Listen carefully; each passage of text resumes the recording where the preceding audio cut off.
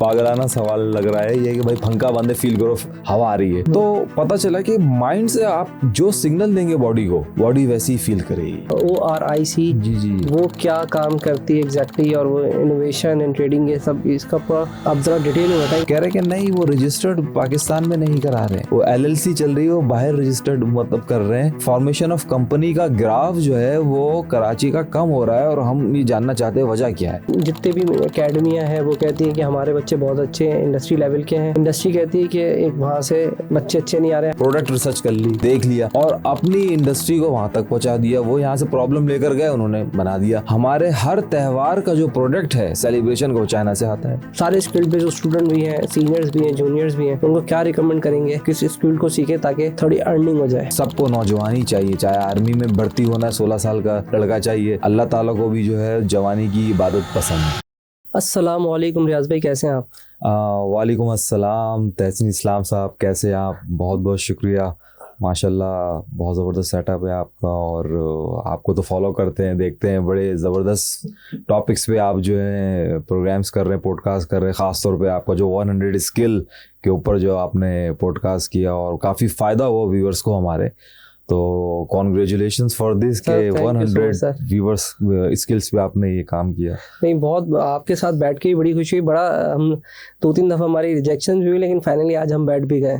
हाँ, वो असल में बस ये है कि वक्त के साथ साथ जो है ना हमारी मसरूफियात ऐसी है कि कहीं ना कहीं जो है वो फिर इंगेज हो जाते। तो इंशाल्लाह ताला ये आपने अपॉर्चुनिटी दी है हमें। नहीं, आपके साथ तो प्लेटफॉर्म है, आपके साथ तो बिल्कुल बैठना था। मुझे आपकी जर्नी भी लोगों को बतानी थी कि बड़ी माशाल्लाह से बड़ी इंस्पायरिंग थी। दूसरा ये था कि यार मुझे जो सबसे अच्छी चीज़ लगी थी, दुनिया ऑनलाइन की दुनिया में जा रही है, कोई डॉक्टर बनता है, कोई इंजीनियर बनता है। मतलब हमारे कल्चर में जो है ना लोगों ने टीचर बनना छोड़ दिया है, क्योंकि वो शायद पैसे की वजह से या इस वजह से। तो पहले तो मैं जानना चाहता हूँ कि आपने टीचर ही क्यों सेलेक्ट किया, इसके अलावा क्या एक्टिविटीज़ हैं? या तो बल्कि आप शुरू से अपनी जर्नी बताएं, कहाँ से एजुकेशन हासिल की, कहाँ धक्के खाए, फिर आज इस मकाम पे पहुँचे। बिल्कुल ऐसे ही है। और अगर जर्नी शुरू करें तो I was born in Karachi में ही पैदा हुआ मैं। 1984 that was the sun। अरे सर, सेम है। तो जुलाई तो नहीं है आपका भी? मैं मार्च में तो आप छोटे हो गए माल से।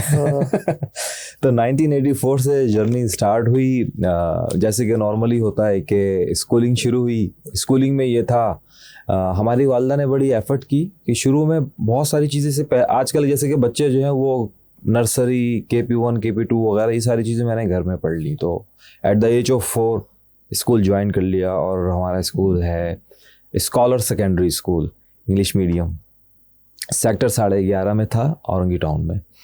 तो उसके बाद मैट्रिक 99 में साइंस में मैट्रिक करने के बाद जो क्या कहते हैं, मैट्रिक 2000 में किया आपने? 99 में किया? 99 में किया था। सही, साथ 14 साल में। अब तो 14 साल में तो ख्याल से अब अलाउ ही नहीं है, 15-16 साल का बच्चा होना चाहिए तो फिर उनको डॉक्यूमेंटेशन होती है। 16 साल हो गए ना। हाँ, 84 के हिसाब से मैंने भी 99 में किया। 99 में किया तो मतलब 84 तकरीबन 15 साल। 99 में तो डिग्री मिल गई ना? मिल गई नहीं, मुझे 2000 में मिली। हाँ, 99 में मिल गई।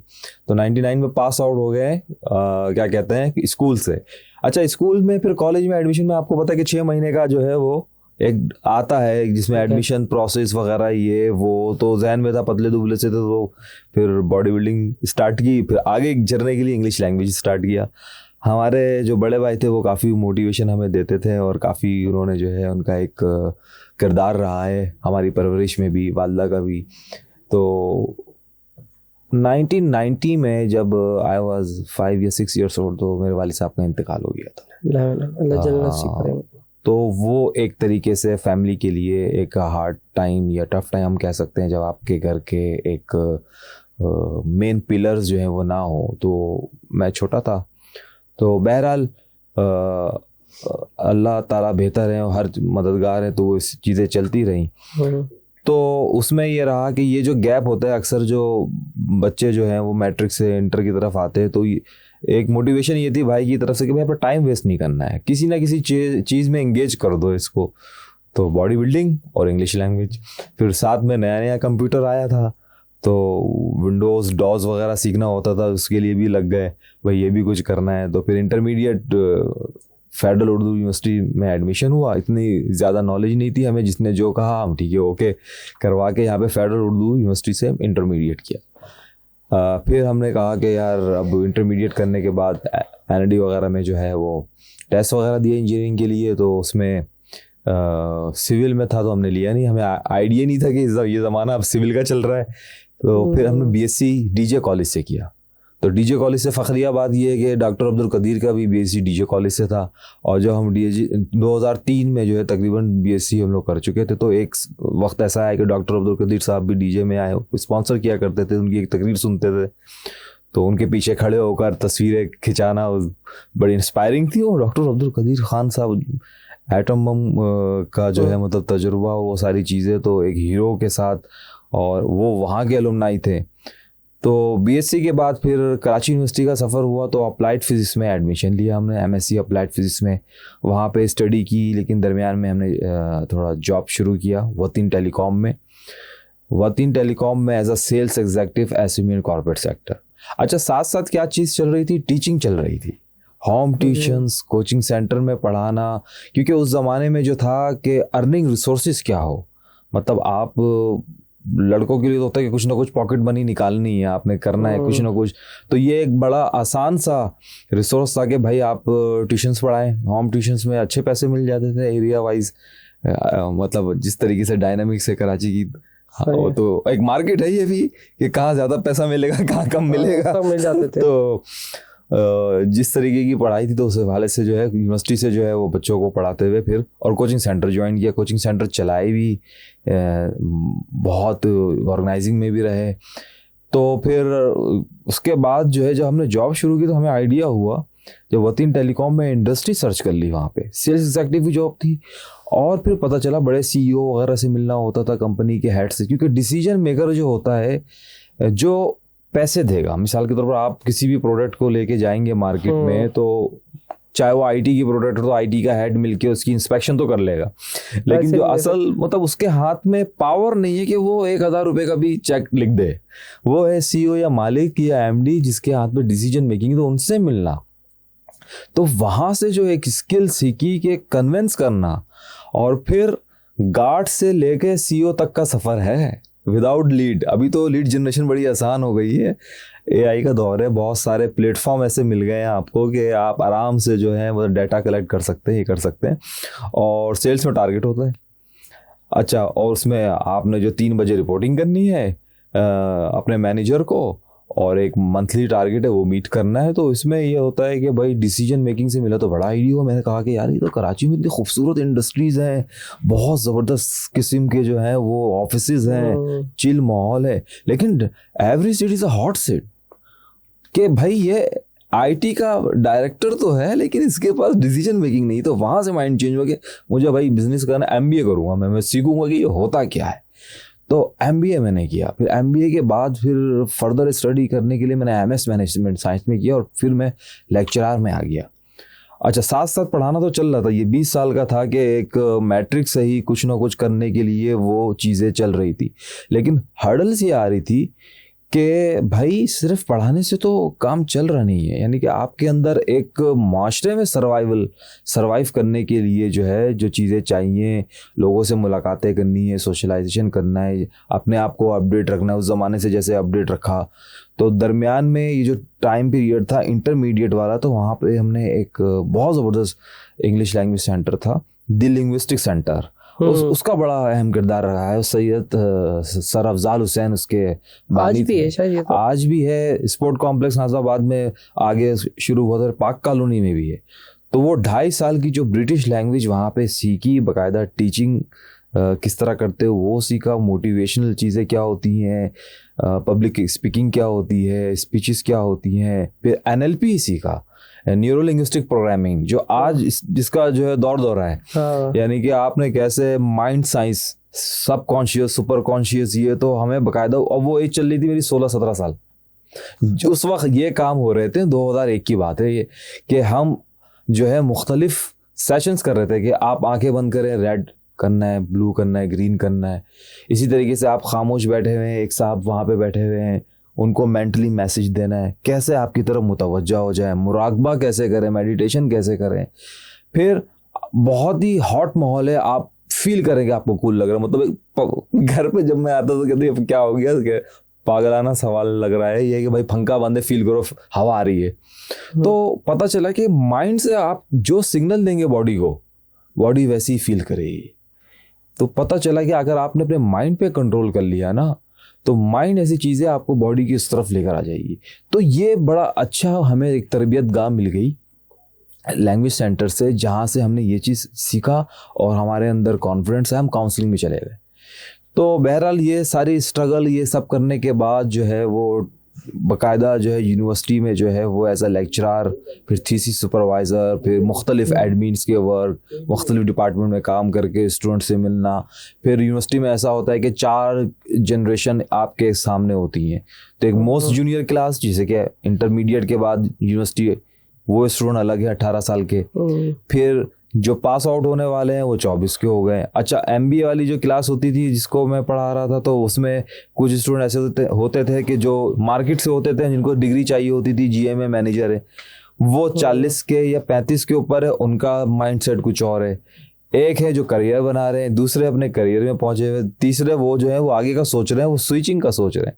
तो एक डिफरेंट कॉम्बिनेशन इस तरीके से माशाल्लाह। अब जो है मैं sir Syed university of engineering technology में हूँ, वहाँ के एक डिपार्टमेंट ऑरिक में, office of research innovation commercialization में as a manager, ORIC manager innovation commercialization की वहाँ पे जिम्मेदारी है, जिसमें जो मोस्ट इम्पॉर्टेंट चीज़ है वो इंडस्ट्री लाइसेंस है।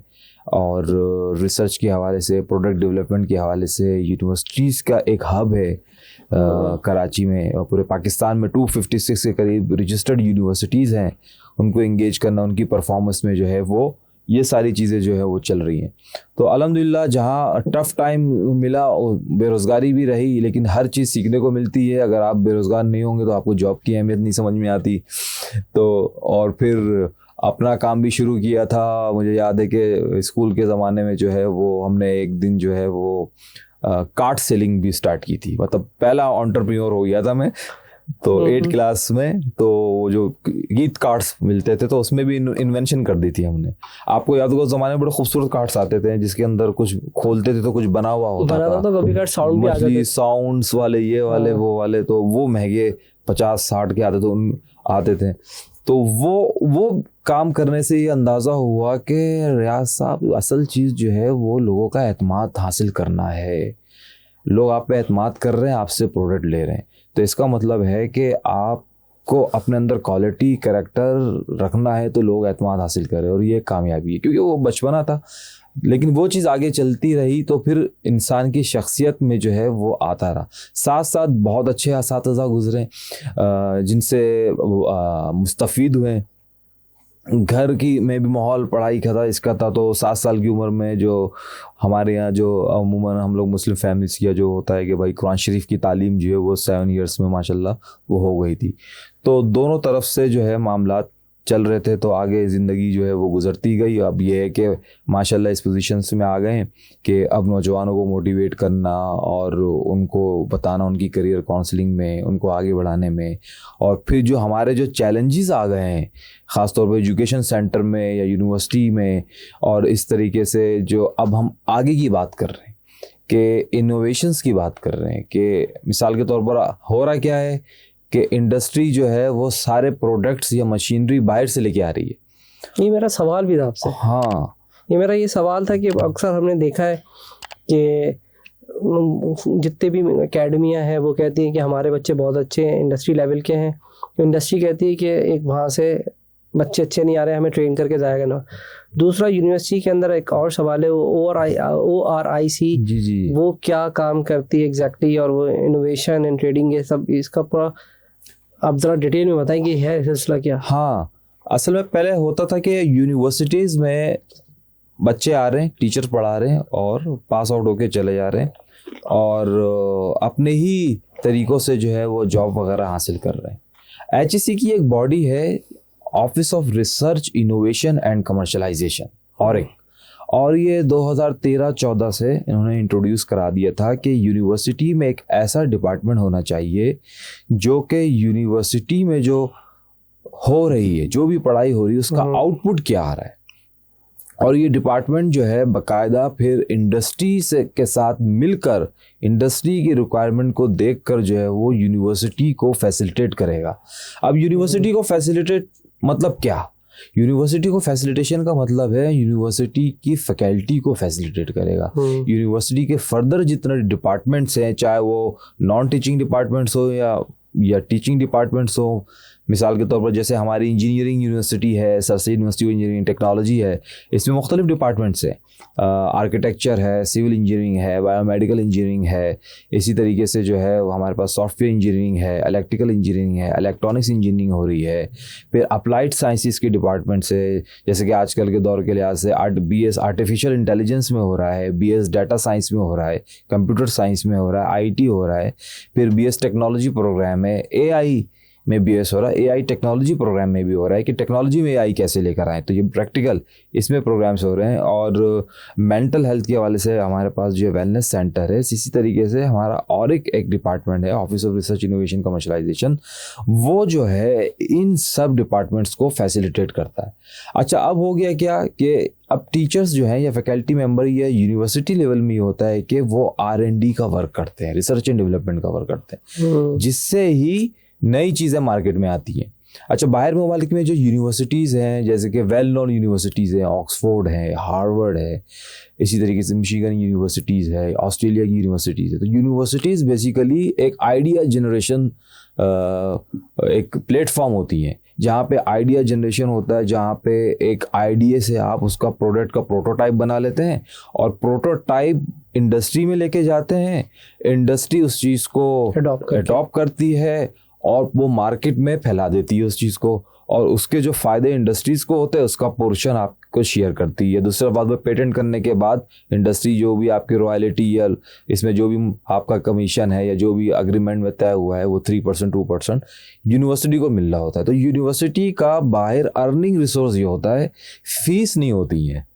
तो यूनिवर्सिटी बाहर की इस वजह से बहुत रिच है, बहुत अमीर हैं, वो इंटरनेशनल स्टूडेंट्स को बुला के उनका ख़र्चा भी दे रही हैं, हॉस्टल का ख़र्चा, अकोमोडेशन वगैरह ये कर रही हैं।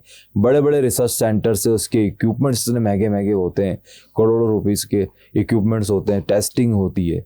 तो इन्वेंशन यूनिवर्सिटी से निकल के मार्केट में आती है और मार्केट कैप्चर कर लेती है। जैसे कि हमने सॉफ्टवेयर में देखा, हम लोग जो माइक्रोसॉफ्ट इस्तेमाल कर रहे हैं या विंडोज़ वगैरह के सॉफ्टवेयर इस्तेमाल कर रहे हैं या ग्राफिक डिज़ाइनिंग के इस्तेमाल कर रहे हैं, they are the products of universities students.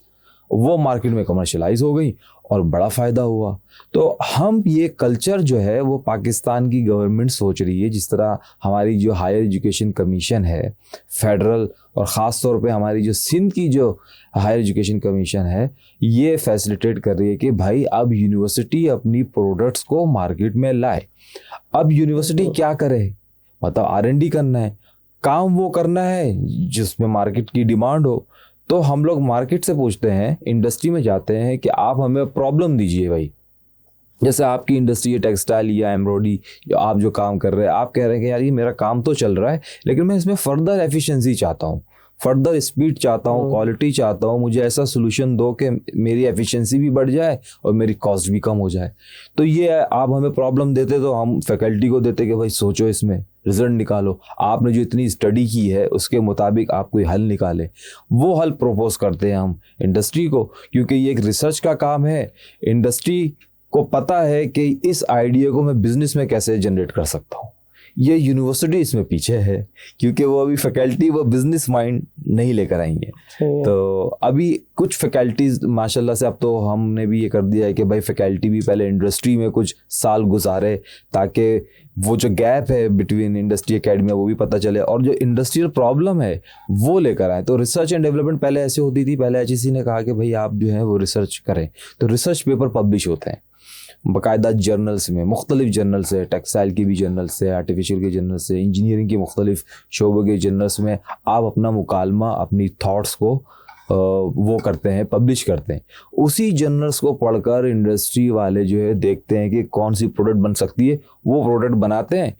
और ख़ास तौर पे जो हमारी थर्ड वर्ल्ड कंट्रीज़ हैं, हम लोग तो ऐसा कंज्यूमर बन गए हैं, हमारे पास तो प्रोडक्ट थोप दी जाती है, हम लोग बेचते इस्तेमाल करते हैं, बना रहे नहीं हैं।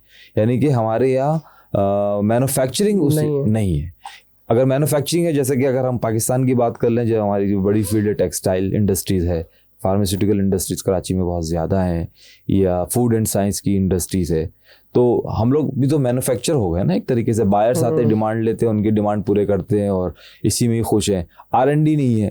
अच्छा, अगर हम दुनिया की बात करें इनोवेशन की, तो ये 4 डोमेन्स हैं वर्ल्ड के। अगर हम देखें तो 4 माइंडसेट हैं दुनिया में।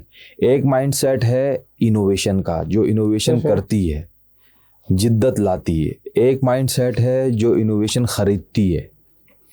एक माइंडसेट है, वो दोनों है, वो इनोवेशंस को कॉपी करती है, मतलब इनोवेशन हो गई कॉपी कर लें। एक माइंडसेट है जो मैन्युफैक्चरिंग की तरफ है, यानी कि अगर हम मिसाल ले लें, फिनलैंड है, अमेरिका है, यूरोप के कुछ कंट्रीज़ हैं, नॉर्वे है, डेनमार्क है, वहाँ पे इनोवेशंस होती है। आप देखेंगे सेल फोन मेड इन फला कंपनी, किंगस्टन की हम जो है वो USB इस्तेमाल करते हैं, तो वो उसमें माहिर हैं।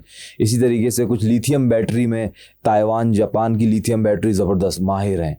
अगर हम स्पेयर पार्ट्स की बात करें, मिसाल के तौर पे जैसे कि जर्मनी ख़ास तौर पे इलेक्ट्रॉनिक्स में, इसमें या हैवी ड्यूटी मशीनरी में जर्मनी माहिर है।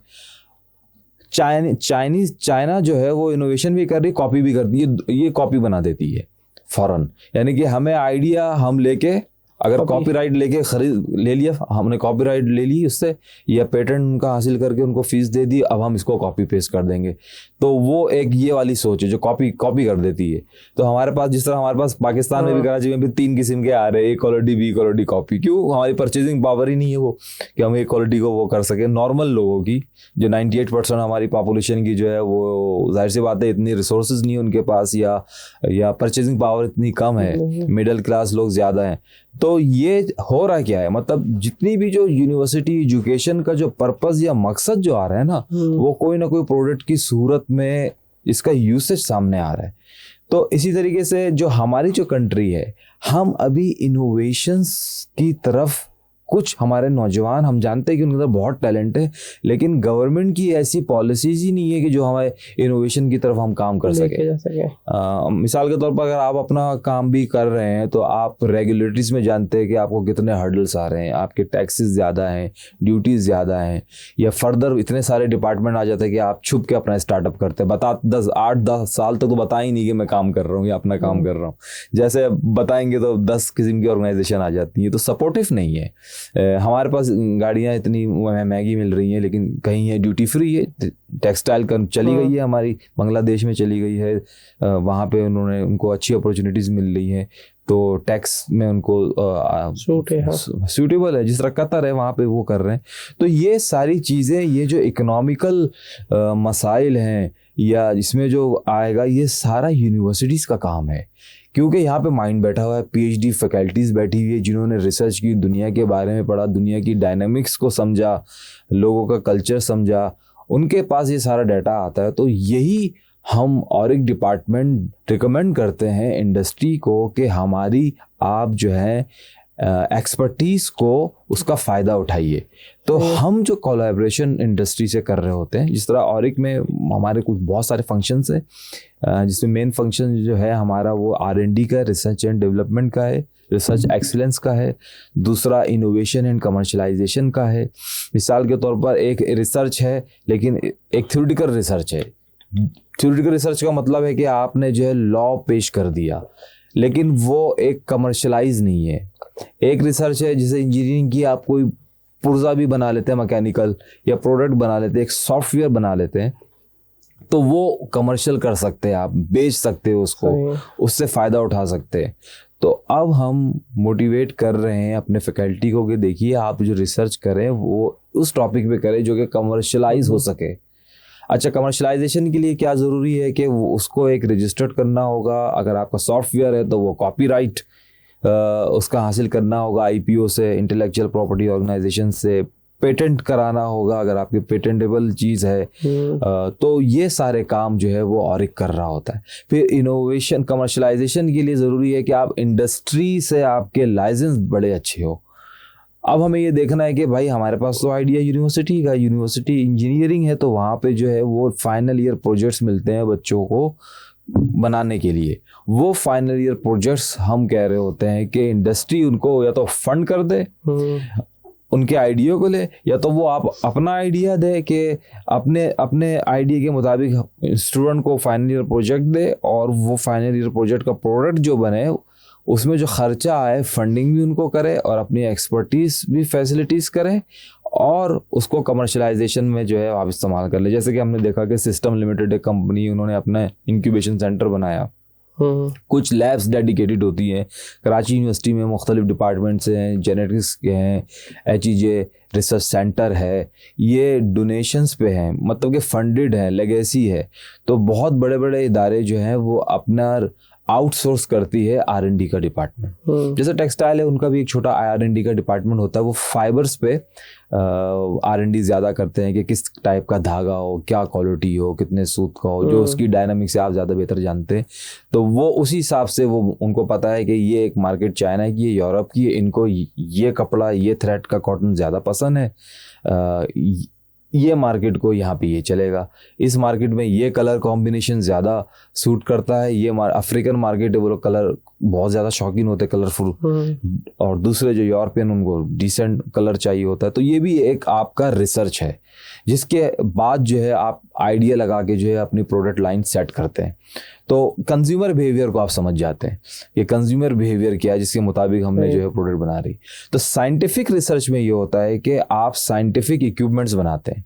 जैसे हमारा बायोमेडिकल इंजीनियरिंग डिपार्टमेंट, तो वो साइंटिफिक डिवाइसेस बनाता है, मेडिकल डिवाइसेस के ऊपर उनकी है। जैसे कि मेडिकल डिवाइसेस क्या है, जैसे कि हम हॉस्पिटल में जाते हैं, हमारी ECG की मशीन, हमारी MRI की मशीन, हमारे छोटे मोटे यानी कि शुगर टेस्ट करने की मशीनें, मुख्तलिफ छोटे छोटे जो हम देखते हैं लैब में देखते हैं जो मशीन काम कर रही है, आपका ब्लड टेस्टिंग कर रही है, आपका एक्सरे कर रही है, ये सारे इक्विपमेंट्स वगैरह बायोमेडिकल साइंस में आ रही है। हम ये चाहते हैं कि ये सारे इक्विपमेंट्स पाकिस्तान में बने।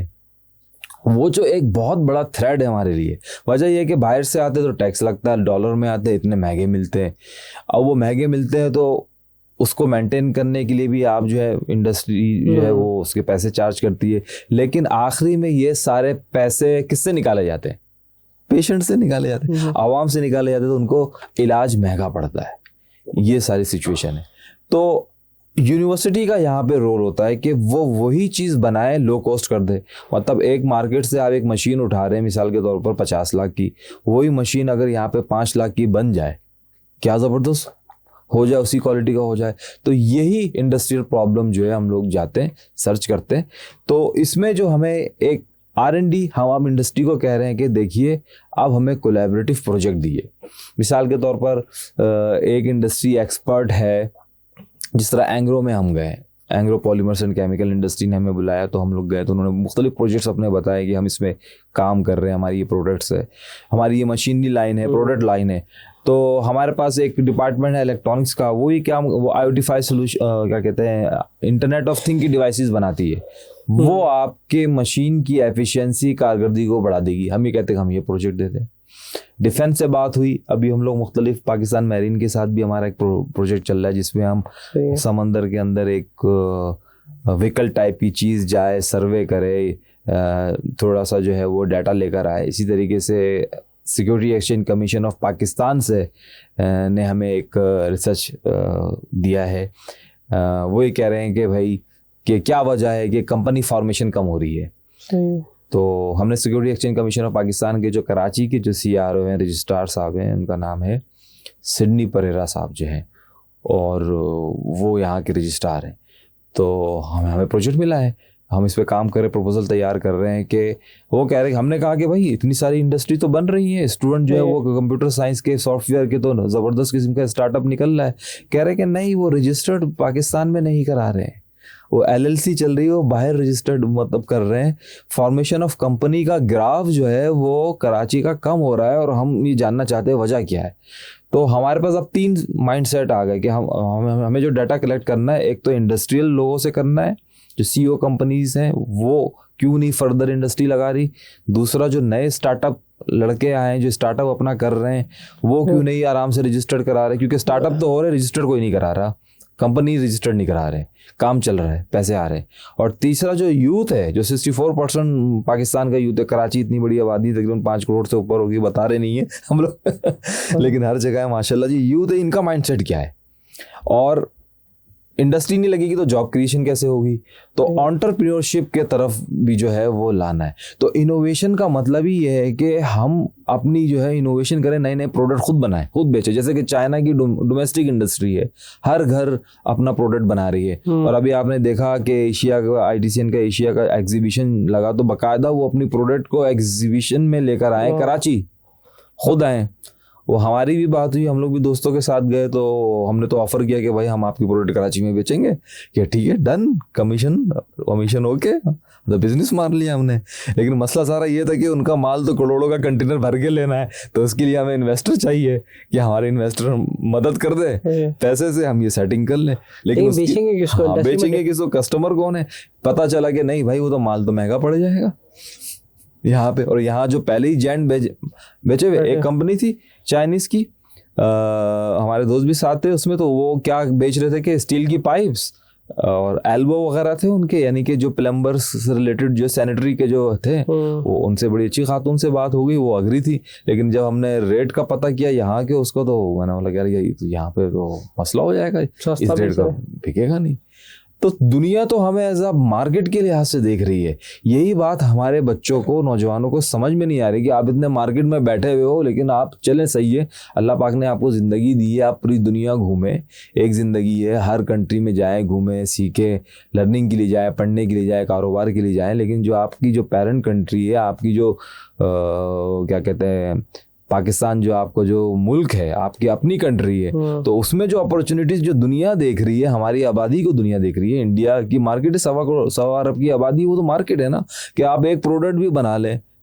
वो कौन सी प्रोडक्ट है जो 1.25 अरब इस्तेमाल करती है? वो खाने की प्रोडक्ट है। खाना सबको चाहिए, कपड़ा पहनना सबने है, नॉर्मल सा कपड़ा पहनना, खाना, मेडिकल की ज़रूरियात, ऐसी चीज़ें हैं जो सबको चाहिए। तो इस हवाले से आप देखें, इसी हवाले से आप ऐसी प्रोडक्ट बना लें, कम से कम अगर हम लोग कहें 26 करोड़ की आबादी पूरे पाकिस्तान की, चले कराची की मार्केट ले लेते 5 करोड़, चले गवर्नमेंट का सर्वे ले लेते हैं 2.5 करोड़ या 3 करोड़ का उनका कंसेंस किया हुआ उन्होंने, तो उसमें भी तकरीबन नौजवान तो होंगे ना 1 करोड़ जो नज़र आ रहे हैं हमारे पास, 15 से 30 साल के अंदर अंदर तकरीबन 1 करोड़ तो होंगे।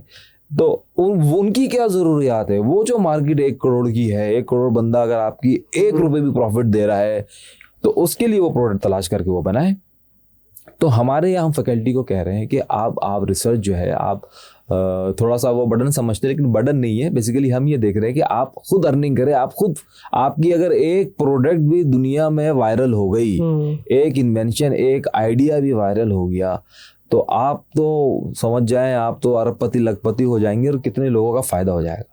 आपने देखा होगा कि जैसे कि शुरू में एक ब्रांड आता था, कोल्ड ड्रिंक का ब्रांड था 7 अप, तो उसमें एक कार्टून बना होता था जिसके बड़े बड़े बाल होते थे।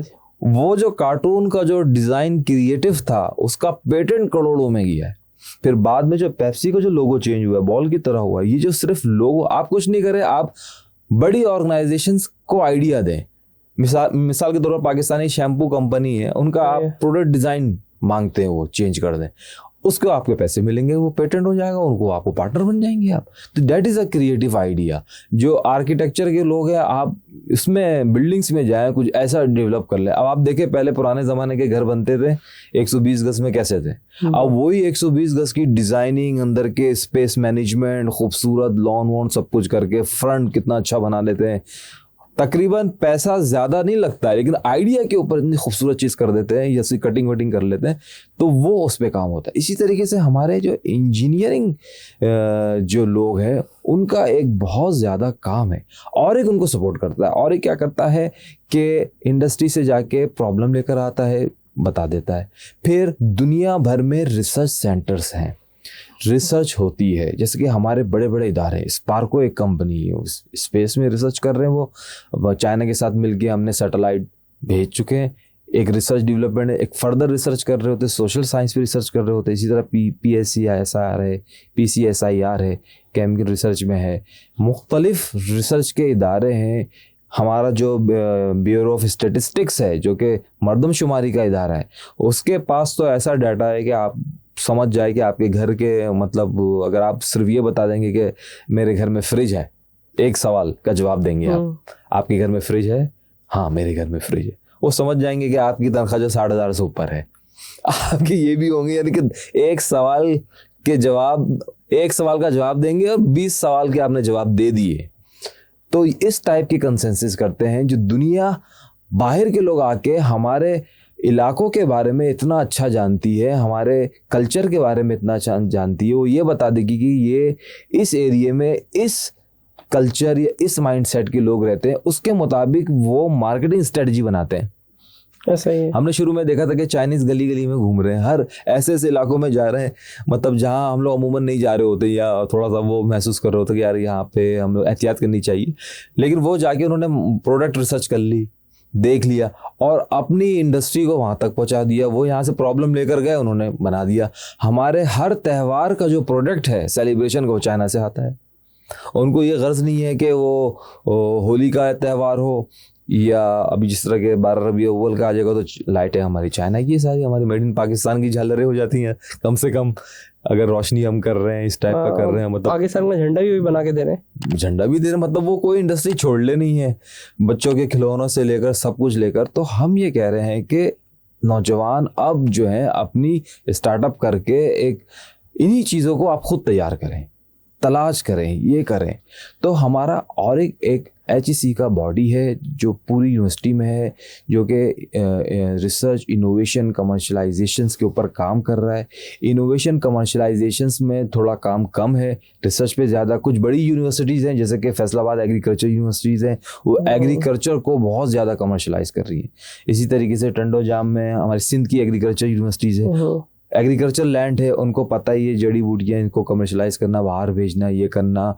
एग्रीकल्चर में रिसर्च करके मुख्तलिफ खाद फर्टिलाइज़र पे काम करके प्रोडक्ट कितनी अच्छी बन सकती है, सेहतियाबी बन सकती है। कि आपको पता है कि बॉटनी या इस टाइप की फील्ड में जो साल में फसल होती है वो 3 महीने में आ जाती है। ये और बात है कि ये भी एक सवालिया निशान है, जितनी जल्दी हम रिजल्ट चाह रहे होते हैं। तो ये सारी चीज़ें, यही इंडस्ट्री। इसी तरीके से जो हमारी जो है वो ड्रोन है, अभी पेशावर यूनिवर्सिटी का एक आया हुआ है, वो ड्रोन कंपटीशन करा रही है। मतलब कि इंजीनियरिंग में आपने अगर ड्रोन बनाया हुआ है, खुद बनाया है, तो उसका एक कंपटीशन है। तो ये भी अच्छा है इलेक्ट्रॉनिक्स के लिहाज से, इलेक्ट्रॉनिक्स प्रोडक्ट के लिहाज से ये अच्छा है। तो इलेक्ट्रॉनिक्स में हमारे पास ऑटोमोबाइल्स हैं, सैयद में तो अभी ऑटोमोबाइल्स मैकेनिकल नहीं है, लेकिन दूसरी जगहों पे अब मिसाल के तौर पर ये माइक्रोफोन है, ये टेलीकम्युनिकेशन के जितने भी जो एसेसरीज हैं, जैसे हमारे पास टेलीकम्युनिकेशन डिपार्टमेंट है, ट्रांसफ़र है, रिसीवर है, इनमें जो इनोवेशंस है, फर्दर कितनी ज़बरदस्त चीज़ आ गई है। जो टेलीकम्युनिकेशन या जो इलेक्ट्रॉनिक्स में जो रेवोल्यूशन आया है वो है सेमीकंडक्टर की वजह से आया है, ट्रांजिस्टर की इजाद की वजह से आया है, जो चिप में सारी चीज़ें आ गई हैं। तो ये एक ऐसी फील्ड है जिसकी बहुत बड़ी मार्केट है, पैसा भी ज़्यादा है, इंडस्ट्री भी है। PCB डिज़ाइनिंग, आप सर्किट डिज़ाइनिंग आपको काम आता है, आप बेहतरीन सर्किट वो कर सकते हैं। रोबोटिक्स, आज का दौर जो चल रहा है वो रोबोटिक्स और आर्टिफिशियल इंटेलिजेंस से रोबोट्स की तरफ जा रहे हैं, खुदकार चीज़ों की तरफ जा रहे हैं, ऑटोमेशन की तरफ जा रहे हैं। तो ये जो दुनिया से जो हमारा कंपटीशन है, दुनिया तो बहुत आगे, वही हम चाह रहे हैं कि पाकिस्तान में भी ऐसा कल्चर हो जाए कि यूनिवर्सिटी एज अ इंडस्ट्री काम करे और प्रोडक्ट निकाले, पास आउट स्टूडेंट के साथ वो प्रोडक्ट निकाले जो उसकी यूनिवर्सिटी की पहचान होती है। इसी वजह से अब एग्जीबिशंस आपने देखा होगा बहुत ज़्यादा हो रहे हैं, प्रोजेक्ट एग्जीबिशंस हो रहे हैं, और हर यूनिवर्सिटी बता रही है कि हम ये कर रहे हैं, ये प्रोडक्ट हमारे, ये सारे हर डिपार्टमेंट आगे चल रहे हैं। सॉफ्टवेयर में हम लोग बहुत आगे हो गए, अल्लाह पाक ने भी अपने ख़जाने खोले हुए, तो सॉफ्टवेयर का दौर चल रहा है और हर चीज़ जो है वो सॉफ्ट पे आ गई है या IoT डिवाइसेस बन गई हैं जिसपे हम काम कर रहे हैं। ग्राफिक डिज़ाइनिंग आप देखें कितनी ज़बरदस्त हो गई है, ये मार्केट बहुत ज़्यादा वास्ट हो गई है। अब तो हर डिपार्टमेंट में हमें चाहिए होता है। तो ये एक स्किल बेस है। तो स्किल जो है वो एक इम्पॉर्टेंट चीज़ आ गई है कि हम स्किल बेस के ऊपर जो है वो काम करें। इंडस्ट्री डिमांडेड स्किल्स हैं कुछ, मिसाल के तौर पर अगर आप कहेंगे कि भाई के इंडस्ट्री में क्या स्किल्स बहुत ज़्यादा हैं जो डिमांडेड आ रहे हैं, हमारे पास भी करियर एंड प्लानिंग का एक डिपार्टमेंट है जिससे हमें पता चल रहा होता है कि जॉब्स किस चीज़ की ज़्यादा है। जैसे PHP डेवलपर है, फ्रंट हैंड डेवलपर है, बैक हैंड डेवलपर है, और इस तरीके से मिसाल के तौर पर फुल स्टैक डेवलपर है, .NET डेवलपर, ये सारे सॉफ्टवेयर या कोडिंग से रिलेटेड जो है ये सारी ऐसी चीज़ें हैं जो कि बहुत बड़ी इंडस्ट्री को जो है बहुत ही छोटे पैमाने पे, बहुत ही कम खर्चे पे काम करके एक बड़ा मुनाफा आपको जो है वो दे सकती है। तो अब हम लोग क्योंकि पेपरलेस पे भी जा रहे हैं। पहले तो पेपर का बड़ा इस्तेमाल होता था कि गो ग्रीन का मसला आ गया, फिर SDGs चल रही हैं, माहौलियात का मसला है, पाकिस्तान को क्लाइमेट चेंज का बहुत ज़्यादा जो है वो इशू है। जिस तरीके से हालिया हमने बारिशें वगैरह देखी, तो इस पर एक बहुत ज़बरदस्त रिसर्च क्लाइमेट पे हो रही है, मुख्तलिफ कॉन्फ्रेंसेस हो रही हैं क्लाइमेट पे। क्या वजह है कि पाकिस्तान वैसे सेकंड नंबर पे आ गया है, जो डिज़ास्टर जिस तरीके से हुई है, जो हमारी जो सर्कमस्टांसिस चेंज हो गई, जाके वो पोल्यूशन की वजह हो या दूसरी वजह हो या ज़मीनी प्लेट्स वगैरह हिल गए, तो बाकायदा इसमें जो कराची यूनिवर्सिटी का डिपार्टमेंट, जियोलॉजी डिपार्टमेंट, वो इस पर रिसर्च करता है। वो इलाकों के हर इलाके की आप ज़मीन देखकर, उसकी मट्टी देखकर, जो सिविल इंजीनियरिंग में भी आप पहचान जाते हैं कि यहाँ पे बिल्डिंग बनेगी कि नहीं बनेगी, यहाँ की मट्टी कैसी है, क्या है ज़मीन के इनसाइड का स्ट्रक्चर। जिस प्लैनेट में या जिस हम इसमें, आमिर खान की एक फिल्म थी PK में, उसने कहा था किसी गोले से आया हूँ मैं, तो मुझे ये जो हमारा जो गोला है थोड़ा सा स्लैंग लग रहा है, लेकिन ये जो अर्थ प्लैनेट है भाई, ये भी मूव कर रहा है, ये भी एक जानदार चीज़ है। हम लोगों ने इतनी बड़ी बड़ी बिल्डिंगें बना दी, अगर आप खला से देखेंगे पूरे वर्ल्ड को तो ऐसा लगेगा कि नोक निकले हुए चारों तरफ से। तो मटेरियल कहाँ से आया? अर्थ से आया, उसी से आपने बिल्डिंग्स और ये फॉर्मेशन सारी की है। जिद्दत की तरफ तो हम लोग जा रहे हैं माशाल्लाह से। अब मैं आपको बताता हूँ कि हमारे नौजवान कितने फास्ट हैं और कितने इंटेलिजेंट हैं, कहाँ तक पहुँच चुके हैं। जब 1998 में हमने जो है एटॉमिक पावर बने, और उस वक्त के नौजवानों ने, अमेरिका को नहीं पता था कि हमने जो है वो ये टेस्ट कर लिया है। तो वजह ये है कि सैटेलाइट सिस्टम है। अब सैटेलाइट सिस्टम, ये सबसे बड़ी जो टेक्नोलॉजी है वो है सिग्नल। सिग्नल से सारा गेम चल रहा है। ये कहलाती है DSP, डिजिटल सिग्नल प्रोग्रामिंग है ये। मेरी बात आप तक पहुंच रही है, आपकी बात, चाहे वो फाइबर ऑप्टिक्स से हो, वायरलेसली हो, ये जो सिग्नल एक जादू की तरह है, जो नज़र भी नहीं आता है, मैसेज भी पहुंचा रहा है, चाहे वो आपकी आवाज़ का मैसेज हो या वीडियो का मैसेज हो। बेहतरीन रिसीवर और ट्रांसमीटर हैं जो कि आपको कन्वर्ट कर रहे हैं। सिग्नल वो करते हैं इंटरसेप्ट। ये इंटरसेप्ट की टेक्नोलॉजी की एक सिग्नल है जो जाता है और मैसेज लेके आके बता देता है। यही काम होता है एरोप्लेन्स में। उनके पास ऐसे लगे रहते हैं, जैमर्स लगे रहते हैं कि नीचे वाले सिग्नल्स को इंटरसेप्ट पता ही नहीं चल रहा होता है, क्योंकि 10,000 की बुलंदी के बाद हमें वो चीज़ नेकेड आई से नज़र नहीं आती है, हम नंगी आँख से देख नहीं सकते। हमें जो है मुख्तलिफ फिर गैजेट्स इस्तेमाल करने पड़ेंगे बुलंदियों में देखने के लिए, या फिर उससे ऊपर बुलंदी होगी तो वो रात का है तो वैसी सिग्नल्स हमें जो है सारा वो फैसिलिटेट कर रहे होते हैं। तो ये टेलीकम्युनिकेशन की बहुत बड़ी फील्ड। मुझे याद है कि 2008 में मैंने ये बताना भूल गया कि वतीन टेलीकॉम में जो है वो मैंने सर्व किया है as a sales executive SME and corporate sector, और वाईमैक्स टेक्नोलॉजी हम जो है वो पेनिट्रेट कर रहे थे। उस ज़माने में इंटरनेट नया आया था, वाईमैक्स आया था नया, तो उसकी मार्केट कर रहे थे। तो उस वक्त डैनकॉम, साइबर वगैरह होते थे, वर्ल्ड कॉल वगैरह के 128 kbps की बैंडविड्थ होती थी। तो फर्स्ट टाइम 512 kbps की बैंडविड्थ हमने इंट्रोड्यूस कराई थी, और लोगों के ऑफिस में जाके उनको बताया था कि भाई ये लैंड कार्ड होता है, ये लगाइए, RJ45 की केबल्स लगाइए, ईथरनेट का इस्तेमाल करें, मोडेम का ज़माना था। तो ये इनोवेशन आई थी, उसकी इम्प्लीमेंटेशन थी, और फिर लोगों को बताया, सेठों को जाके बताया कि भाई आप सर्विलेंस कैमरास लगाइए और आप दुनिया में घूमें और अपने फैक्ट्री में, स्टोर में देखें कैसे लोग काम कर रहे हैं, इंडस्ट्री में कैसे लोग काम कर, मॉनिटर करें। तो ये रेवोल्यूशन था बहुत ज़बरदस्त। इसमें फाइबर ऑप्टिक्स सेकंड गेटवे था वतीन टेलीकॉम का PTCL के बाद। तो ये आई, जब ये फाइबर ऑप्टिक्स आ गया, इंटरनेट स्टेबल हुआ था, तो फिर ये इंटरनेट के समरात आप देखिए कि सारा बिजनेस इंटरनेट में, ई-कॉमर्स का बिजनेस इंटरनेट में, ग्लोबल विलेज बन गई है। आप एक, अभी आपसे गुफ्तगू हो रही थी, आप बता रहे थे कि एक ऑर्डर हमें आ रहा है, रियल टाइम में हम ऑर्डर पूरा करके उनको एक सॉफ्ट फॉर्म में उनकी चीज़ बना के उनको दे रहे हैं। जिसको प्रोडक्ट चाहिए, प्रोडक्ट भी आपका जो है एक्सपोर्ट इम्पोर्ट हो रहा है। तो ये जितनी भी चीज़ें हैं ये एक तालीमी इदारे से निकली हैं। तो हम भी चाहते हैं कि हमारे तालीमी इदारे उसी स्टैंडर्ड के हो जाएं जिस स्टैंडर्ड ने ये काम करके दिखा दिया। उसके लिए चैलेंजेस हैं। सरकार से हम कहते हैं कि हमें फंड्स दें, इंडस्ट्री से हम कहते हैं कि आप हमारे स्टूडेंट को सपोर्ट करें, उनको स्कॉलरशिप प्रोग्राम्स दें, उनके तालीम का ख़र्चा आप ले लें, हमारी लैब्स को आप इक्विप करें, लेटेस्ट टेक्नोलॉजी से करें। यूनिवर्सिटी इतना ज़्यादा अर्न तो करती है लेकिन उस लेवल पे नहीं कर सकती जिस लेवल पे रिसर्च डिपार्टमेंट्स होने चाहिए, ताकि हम ज़्यादा तहकीक करके, प्रोडक्ट डिज़ाइन करके, डेवलपमेंट करके इंडस्ट्री को दें। फिर जब इंडस्ट्रियलाइजेशन होती है तो वो चीज़ आ गई ना, मिसाल के तौर पर स्मार्टफोन है, पहले नहीं था। हमारे बचपन में तो मतलब हम लोगों ने कब से इस्तेमाल करना शुरू किया, कीपैड 3310 नोकिया का वहाँ सबने स्टार्ट किया। 12 आई थिंक 7 में आया था आईफोन, तो 10 या 11 में। हाँ, ब्लैकबेरी का बड़ा एक रुझान था 2007 में, जिसके पास ब्लैकबेरी होती थी क्या बात थी वो, कि उसके स्टाइल ही अलग थे। और जब नया नया सेलफोन आया तो यहाँ पे अलग से कॉर्डलेस लगता था और एक भ्रम वाली बात थी। लेकिन आप देखें स्मार्टफोन अडॉप्ट कर लिया ना सबने, बच्चों ने सबने अडॉप्ट कर लिया। ये हमारी ज़रूरत बन गई है कि सारे ऐप्स उबर, करीम वगैरह, प्रोडक्ट डिलीवरी, कोविड के बाद जो सर्विसेज में जो इनोवेशन आई है और ऑनलाइन जो ई कॉमर्स डेवलप हुआ है, तरक्की की है, ये टेक्नोलॉजी अब हमारी ज़िंदगी का हिस्सा बन गई है। सही है। अब क्या हो रहा है कि अब हम इससे बहुत आगे जा रहे हैं, वो जा रहे हैं आर्टिफिशियल इंटेलिजेंस, एआई में। एआई है तो पुरानी चीज़, अब जो है आपको पता है कि अब जो सिचुएशन चल रही है, ख़ास तौर पे हमारा जो रीजन है एशिया का, पाकिस्तान की बात कर ले तो आर्टिफिशियल इंटेलिजेंस हर शख्स के ज़बान पे है कि एआई की इम्प्लीमेंटेशन, एआई का इस्तेमाल, आर्टिफिशियल इंटेलिजेंस।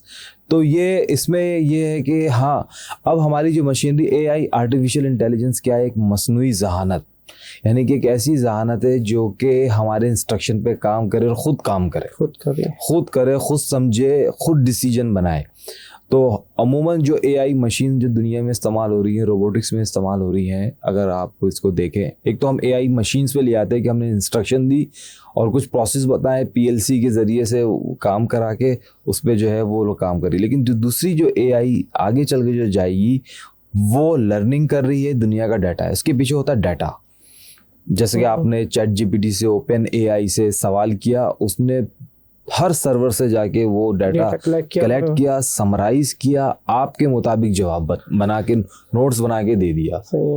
तो इसी तरीके से यहाँ पे जो दूसरा चैलेंज आता है वो साइबर सिक्योरिटी का आता है कि वो जो डाटा जिसके हवाले से बात मैं पूछ रहा हूँ, जो इसने रिस्पांस दिया है, वो कितना वेरीफाइड, तस्दीक शुदा या प्योर या सच्ची बात कर रहा है। तो ये चैलेंजेस है कि जो सर्वर से या डिपॉजिटरी से वो जो डाटा उठा के समराइज कर रहा है, वो कितना प्योर है, साफ सुथरा है, या मिक्स है, या फेक है, या गलत बात है। जैसे सोशल मीडिया में हर किस्म की खबर आ जाती है, तो इसकी वेरिफिकेशन का एक चेक एंड बैलेंस है, वो भी इस पे भी काम हो रहा है। तो एआई दुनिया में तो बहुत पहले आ चुकी थी, क्योंकि आपने भी बचपन में एक कार्टून देखा होगा, जॉनी करके आता था, मैट्रिक्स फिल्म बाद में आई, वो कार्टून आता था जॉनी करके। तो इसमें वही के वीआर का कैमरा लगाते थे, और मिसाल के तौर पर एक आपने लगाया चश्मा टाइप की चीज़ जो होती है, और आप उस सिनेरियो में चले गए और उसमें वीआर में चले गए, और वो आपको सिचुएशन नजर, आप किसी और दुनिया में चले गए, आपका माइंडसेट ऐसा हो गया। आजकल ये नॉर्मल हो गया है। तो अब यहाँ पर 1967 में एआई का काम शुरू हो गया था। 2011 में मैंने खुद आर्टिफिशियल इंटेलिजेंस की बुक ली, पढ़ना शुरू किया, इसको सारा काम किया। इम्प्लीमेंटेशन यहाँ पे ज़्यादा आ गई है, क्योंकि अब इसमें जो है इंसानों के लिए एक चैलेंज आ गया है कि इंसान ये समझ रहे हैं कि हमारा रिप्लेसमेंट आने वाला है। तो अमूमन जो मसला उसके लिए होगा जो एआई को सीख नहीं पाएगा, या अपने आप को टेक्नोलॉजी के लिहाज से अपडेट नहीं कर पाएगा, इस चीज़ को समझ नहीं पाएगा। तो उसको चाहिए कि अपने आप को अपडेट करें, नो हाउ के एआई का इस्तेमाल कर रहे हैं हम, लेटर वगैरह, ड्राफ्टिंग वगैरह, सारी कुछ इन्फॉर्मेशन वगैरह, टीचिंग में हमें मदद मिल रही है। एआई से हमें जो है मुख्तलिफ मेडिकल रिपोर्ट्स पढ़ने में मदद मिल रही है, बारीकी से हम पढ़ लें। एआई के इस्तेमाल से जो है हम बैंकिंग सेक्टर में लेकर आ रहे हैं, ऑटोमेशन इंडस्ट्री में लेकर आ रहे हैं, पेंटिंग इंडस्ट्रीज में लेकर आ रहे हैं। तो हम ये देख सकते हैं कि हम एआई से क्या फ़ायदा उठा सकें, तो उस चीज़ में उसको इस्तेमाल करके हम जो है वो कर रहे हैं। और यही नौजवानों के लिए ये चैलेंज है कि डाटा साइंस और एआई के ऊपर आके अपनी फर्दर स्टेप को आगे लेकर जाएं, ताकि वो जो है इस पे एक कामयाबी के साथ, सक्सेसफुल के साथ ये करें। तो इसी तरीके से हम जो है ऑरिक में भी जो है इस चीज़ को आगे लेकर जा रहे हैं, रिसर्च, इनोवेशन, कमर्शलाइजेशन की चीज़ों को बढ़ा रहे हैं, कैपेसिटी बिल्डिंग्स पर काम कर रहे हैं। कैपेसिटी बिल्डिंग्स में मुख्तलिफ लर्निंग है, सेशंस हैं, स्किल्स लेकर आ रहे हैं, स्टूडेंट फैकल्टी को भी अपडेट कर रहे हैं कि जो मार्केट में दुनिया में चल रहा है उसको आप इम्प्लीमेंट भी करें, आगे लेकर आएँ। इंडस्ट्री से कोलैबोरेट करके इंडस्ट्री के प्रॉब्लम्स को हम बता के दे रहे हैं, इंडस्ट्री से प्रोजेक्ट्स ले रहे हैं कि आप हमें प्रोजेक्ट्स दें ताकि हमारी फैकल्टी मेंबर साथ मिलकर काम करें, वो भी अपडेट हो और आपको भी एक cheap resource cost effective solutions आपको मिले और हम अपने मेड इन पाकिस्तान प्रोडक्ट को ज़्यादा प्रमोट करें और अपने साइंटिस्ट, अपने इंजीनियर्स, अपने स्टूडेंट्स को ज़्यादा आगे लेकर जाएं। जो एलुमनाई है दुनिया भर में, उनसे कांटेक्ट में है कि वो भी अपना जो है वो एक जो है वो रोल अदा करें। मिसाल के तौर पर आप हैं, आप मंच गए, आपकी इंडस्ट्री ज़बरदस्त चल रही है, एक वक्त ऐसा आएगा आप कहेंगे कि नहीं, आई वांट टू पे बैक, अब मुझे जो है अपने लोगों के लिए करना है, अब मेरे पास इतनी लर्निंग भी हो गई है, अब मैं चाहता हूँ कि सिखाऊं, अपना इल्म बांटूं। तो एक टाइम आता है जब आप ऐसा स्ट्रगलिंग दौर के बाद बन जाते हैं तो वो आप वापस जो है वो माशरे को वो देते हैं। तो यही चीज़ हम इंडस्ट्री को कहते हैं। उनका एक CSR डिपार्टमेंट होता है कि आप CSR एक्टिविटीज़ करें। जो रिसोर्सेज आप यूनिवर्सिटी में स्पेंड करेंगे, यूनिवर्सिटी में जो लोग तैयार होंगे वही आपके डिपार्टमेंट में जाके आपकी तरक्की का में वो शामिल हो जाएंगे, आपकी इंडस्ट्री का हिस्सा बनेंगे, एम्प्लॉय बनेंगे। तो उस एम्प्लॉय को क्यों ना यूनिवर्सिटी एज अ नर्सरी है, वहीं पे उनको अच्छी तालीम, अच्छी इक्विपमेंट्स, अच्छी रिसर्च, अच्छी फैसिलिटी से नवाज दे, ताकि आपकी इंडस्ट्री में आए तो 1-2 साल का आपको ट्रेनिंग कराने की ज़रूरत ही ना हो। तो हम तो इस लेवल पे लेकर आ रहे हैं। तो स्किल बेस जो है वो नौजवानों को चाहिए कि स्किल को सीखें, जो मार्केट डिमांडेड स्किल है उस पर अर्निंग भी अच्छी है, उस पर आप दुनिया में जो है आपके रास्ते बड़े जो है वो ओपन हो जाते हैं। और हमारी पॉडकास्ट का भी मकसद यही है कि skill based podcast, 100 skill based podcast हम कर चुके हैं अल्हम्दुलिल्लाह। उसमें आज अल्हम्दुलिल्लाह आपने एक और स्किल ऐड कर दिया है, एजुकेशन और मीडिया इंडस्ट्री के साथ। तो मेरे व्यूवर्स को मैं जो आखिरी मैसेज आपसे लेना चाहता हूँ कि ऐसा क्या करें, क्योंकि आपकी माशाल्लाह से इंडस्ट्री के साथ भी कड़ा कोलैबोरेशन है। भी आप बता रहे थे किसी मदरसे में भी कहते वहाँ कोलैबोरेशन आपकी सब जगह चल रही है। तो हमारे पास सारे स्किल्ड बेस्ड स्टूडेंट भी हैं, सीनियर्स भी हैं, जूनियर्स भी हैं, तो उनको क्या रिकमेंड करेंगे और लास्ट क्या मैसेज देंगे कि वो किस स्किल को सीखे ताकि थोड़ी अर्निंग हो जाए जल्दी? हाँ, ये तो मुल्क भी तरक्की करे। देखिए हमारे मुल्क में 2 कैटेगरीज हो गए, होना नहीं चाहिए। एक है असरी तलबा, एक है दीनी तलबा। अच्छा, दीनी तलबा बहुत फास्ट हो गए हैं, वो दीन में भी आगे निकल गए, टेक्नोलॉजी भी अडॉप्ट कर रहे हैं। तो मेरा इसी हवाले से आज विजिट भी हुआ बिनूरिया अल्लामिया, यानी कि इंटरनेशनल डिपार्टमेंट में माशाल्लाह वो 14 मंजिला बिल्डिंग बना रहे हैं, अपनी एक यूनिवर्सिटी बना रहे हैं। Adam institute of management science का उन्होंने बना लिया है अपना, उन्होंने विजिट कराया international office, studio, podcast, graphic, media उनका बड़ा ज़बरदस्त है। मतलब एक छुपे रुस्तम निकल गए। हम समझ रहे थे कि ऐसा नहीं है, तो वो लोग इस चीज़ में आ रहे हैं और आगे भी बढ़ रहे हैं। नौजवानों को देखिए कि भाई आप जो है अपनी डायरेक्शन को करेक्ट करें, अपना फोकस करें, एक चीज़ को अडॉप्ट करें, जो ऐसी चीज़ अडॉप्ट करें आप दुनिया में कहीं भी चले जाए वो स्किल आपकी काम आएगी। उस स्किल पे काम करके उसके एक्सपर्ट बन जाए, फिर उसको जो है वो आप किसी भी तरीके से हासिल करके उसको जो है फिर आगे लेके जाएंगे तो वो आपको फाइनेंशियली भी स्ट्रॉन्ग करेगी और आगे भी लेके जाएगी, और साथ साथ बहुत सारे लोगों को जो है आप आगे लेके जा सकते हैं। तो स्किल ऐसी चीज़ है, अगर आप सॉफ्टवेयर में, कंप्यूटर साइंस में, फुल स्टैक डेवलपमेंट में फ्रीलांसर भी बनते तो दुनिया आपके लिए खुली हुई है। मुख्तलिफ वीज़ास वगैरह एक्सेस आपको मिल जाता है। यूनिवर्सिटी भी एक ऐसा इदारा होता है, वो पूरी दुनिया, हम लोग इंटरनेशनल लिंकेजेस भी कर रहे होते हैं। तो opportunities, faculty exchange programme, student exchange programme, research programme, conferences से आप पूरी दुनिया में एक्सेस कर सकते हैं। रोज़गार के लिए तरीक़ेकार डिफरेंट है, लेकिन कुछ ऐसे स्किल्स हैं ख़ास तौर पर अगर आप फ्रीलांसर कहीं भी बैठ के काम कर सकते हैं।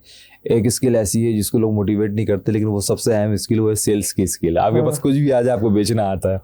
अब बेचने के प्लेटफॉर्म्स हैं, ग्लोबल प्लेटफॉर्म्स है, एक मोहल्ले की मार्केट है, तो ग्लोबल प्लेटफॉर्म को सीखे वो किस तरीके से होती है। अगर आपको कुछ भी नहीं आता तो एटलीस्ट ये वाला करें, तो इंशाअल्लाह ताला आप देखेंगे जब आप फील्ड में चले जाएंगे तो मुख्तलिफ राहें आपके लिए खुलेंगी। और आप नौजवान हैं, अल्लाह ताला की बरकतें, रहमतें आपके साथ हैं।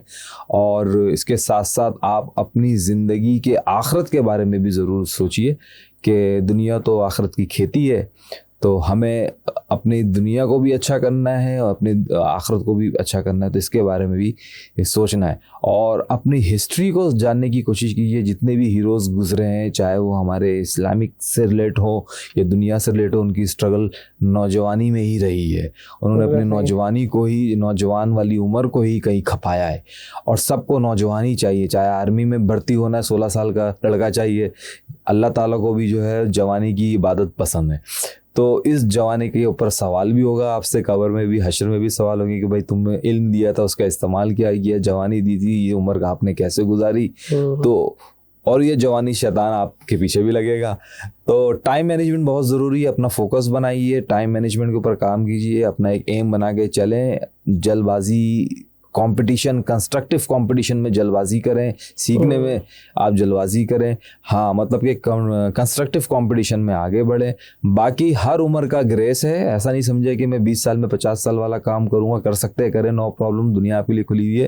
लेकिन 30 साल में आपके जहन में कुछ और आइडिया होगा, 40 साल में पूछेंगे तो आप यकीन माने ये 40 साल ऐसे ही नहीं है, ये 90 की भी एज है एक तरीके से। इसमें आपको ऐसा लगेगा कि मुझे प्राइम मिनिस्टर होना चाहिए, क्योंकि अल्लाह ताला ने ये खूबी रखी है। तो हर एज का ग्रेस है, मेहनत कीजिए, वालिदैन को अपने साथ लेके चलिए, बहुत ज़रूरी है वालिदैन की दुआ, उनका एहतराम, उनकी खिदमत। और इंशाअल्लाह ताला जिस तरह हमारे माशाल्लाह खिदमत कर रहे हैं तहसीन इस्लाम भाई, और 100 स्किल्स मुकम्मल किए, तो एक नई स्किल्स आते जाएंगी, हर दौर चलता है, एक नई स्किल आती है, कुछ अरसे के लिए रहती है मार्केट में, फिर दूसरी स्किल्स आ जाती है। तो अप टू डेट आपने करना है, लेकिन साथ साथ जो है वो दूसरों तक और दूसरों को, दोस्तों को साथ लेकर चलना है। तो यही मैसेज है कि खुश रहिए, खुश खुर्रम रहिए और आगे बढ़ते चले जाइए। और हमें क्या चाहिए, और पाकिस्तान को आगे लेके चाहिए, पाकिस्तान जिंदाबाद। बिल्कुल, आपकी कोशिशें हैं, यूनिवर्सिटी भी कोशिश कर रहे हैं, स्टूडेंट भी कर रहे हैं, सब कर रहे हैं, तो इंशाल्लाह एक दिन पाकिस्तान आगे हो ही जाएगा। बिल्कुल ऐसे ही है। तो सर बहुत शुक्रिया आपका आने का, और बहुत मज़ा आया बात करके। अभी कमेंट्स आते हैं, लोग कमेंट करते हैं कि दोबारा बुलाएं, तो डेफिनेटली मेरे बहुत सारे सवाल हैं। एक तो पॉडकास्ट हम भी होती, लोग देख के भाग जाते हैं, तो मुझे यहाँ पे ख़त्म करना पड़ेगा। कमेंट आते हैं तो मैं डेफिनेटली आपको दोबारा बुलाता हूँ। फिलहाल अभी तक के लिए अल्लाह हाफिज़। अल्लाह हाफिज़।